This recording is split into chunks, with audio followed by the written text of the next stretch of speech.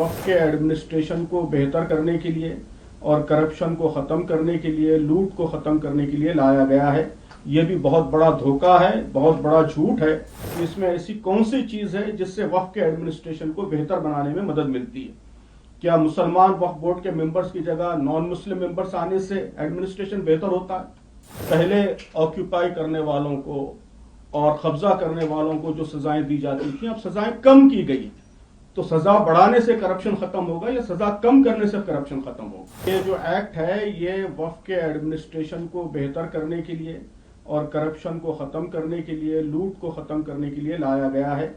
ये भी बहुत बड़ा धोखा है, बहुत बड़ा झूठ है। इस एक्ट में एक सिंगल आर्टिकल भी ऐसा नहीं है, एक सिंगल पॉइंट भी ऐसा नहीं है जिससे एडमिनिस्ट्रेशन को बेहतर बनाने में मदद मिलती है। तो मैं समझता हूं कि आप लोगों को, मीडिया को भी ये सवाल पूछना चाहिए किरण रिजिजू से और गवर्नमेंट के दीगर लोगों से कि इसमें ऐसी कौन सी चीज है जिससे वक्फ के एडमिनिस्ट्रेशन को बेहतर बनाने में मदद मिलती है? क्या मुसलमान वक्फ बोर्ड के मेंबर्स की जगह नॉन मुस्लिम मेंबर्स आने से एडमिनिस्ट्रेशन बेहतर होता है? क्या गवर्नमेंट अपॉइंटेड जो एक्सक्लूसिव वक्फ ऑफिसर है उसको हटाकर कलेक्टर के हवाले करने से करप्शन खत्म होता है? अगर ऐसा है तो सारे डिपार्टमेंट्स खत्म कर दीजिए और सभी को कलेक्टर्स के हवाले कर दीजिए।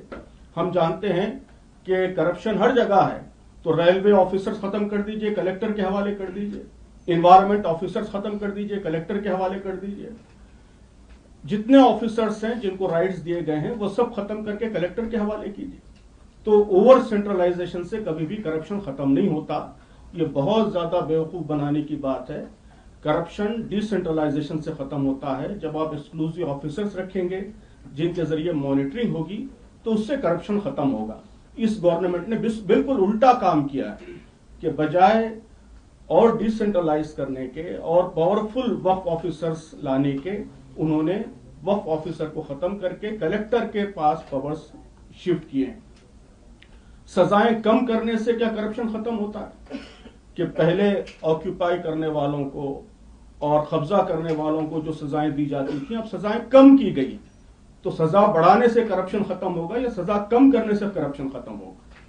तो बात जो कही जा रही है एक्ट उसके बिल्कुल उल्टा है, बिल्कुल रिवर्स है।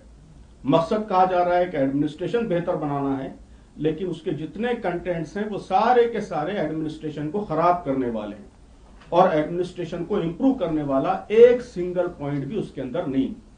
तो ये बहुत अफसोस की बात है कि गवर्नमेंट भी इसी तरह गलत बात फैलाने की कोशिश कर रही है और हमारे मीडिया में भी इसी तरह का डिबेट चल रहा है। तो मैं आप लोगों से भी ये गुजारिश करूंगा कि सिंसियर क्वेश्चंस गवर्नमेंट के सामने रखिए और सही बात लोगों के सामने लाने की कोशिश कीजिए।